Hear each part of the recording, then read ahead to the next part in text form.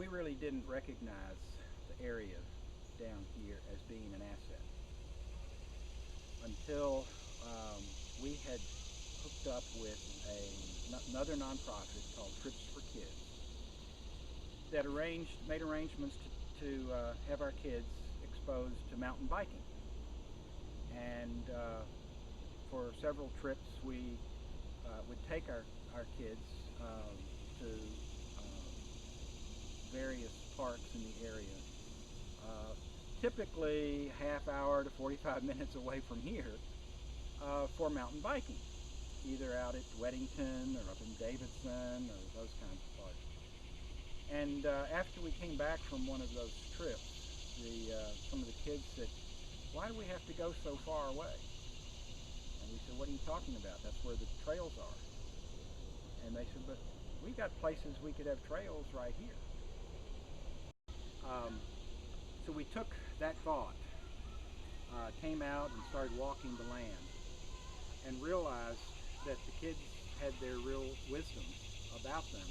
They had been wandering through here once in a while, but as you can see, it's very overgrown and very difficult to maneuver. But we realized that there was an opportunity here, and through that we're introduced to Dave Cable and folks at the Catawba Lands Conservancy to talk about the bigger picture of what we could do here and how we might reassemble the land that has been divided and sold many times over the years, but not developed because it's in a floodplain. And so through those discussions, we began to look at even a larger picture. We began to see the strategic location of our creek, Stewart Creek, as it ties into not only Charlotte and the potential connection between uptown Charlotte and the Whitewater Center, but our connection to our broader metropolitan area.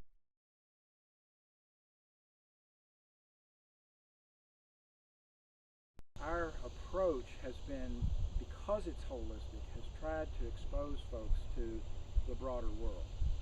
And we've now had several cleanups down here that where the kids have actually picked up their own cans and seen where they go. They've seen the impact that just throwing down the potato chip wrapper on the ground has had. And it's not perfect, but it's begun to change a mind frame of how the world works. And having them have the opportunity to see themselves as part of this larger world. That's really what it is, the larger world. That they have everything they do has an impact, and that world has an impact on them. And I think having that ability for folks to so easily come and see this kind of environment as part of their world changes their world view and their relationship to it. Your phone, Lizzie. Olivia, your phone. Mommy,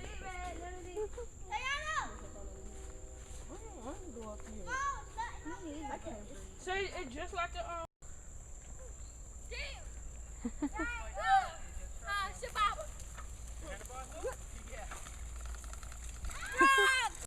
One of the challenges we have now is that while we're on the official plan for Park and Recreation to bring a greenway basically just outside, just right beside the creek here, there's no money.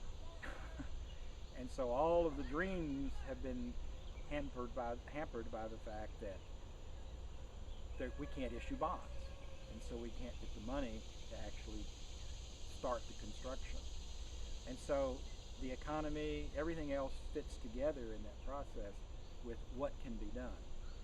The saving piece of the whole thing is that the vision is there, and that we know that it can be done, and through a combination of utilizing funds to filter water, to reconnect roads, the challenges of providing affordable housing in the city, all of these things can be combined with efforts to save and protect property and land that people can enjoy as a natural area and use for recreation, use for their health, use for being able for kids in this neighborhood to be able to ride 3 miles to Ray's Splash Planet and never get on a road is something that they would never have dreamed of before.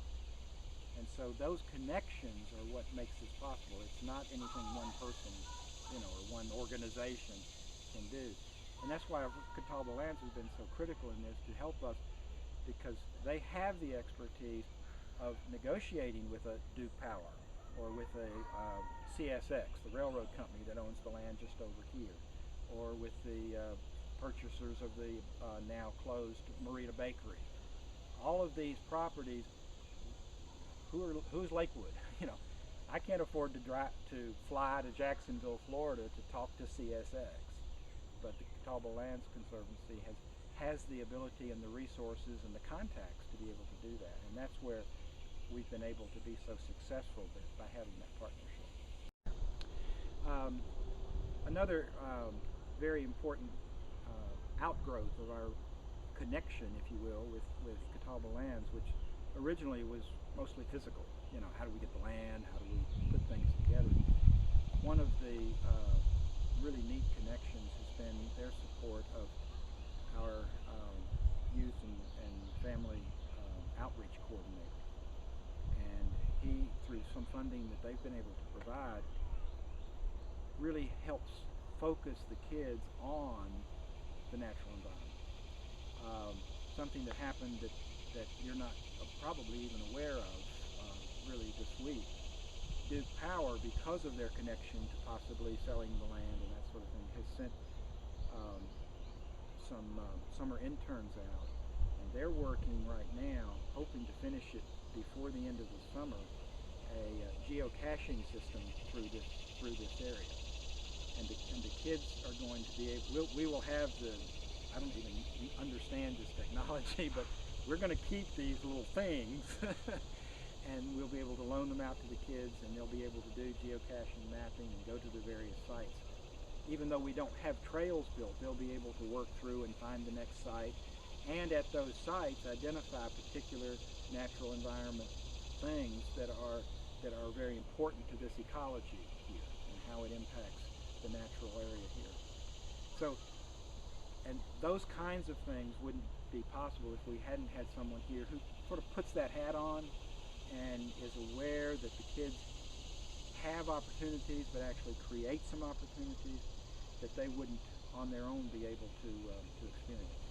And so, but it's those kinds of connections that to me solidify our mission of holistic revitalization, where it really is about the family, about the children, about the adults, about the quality of life, holistic.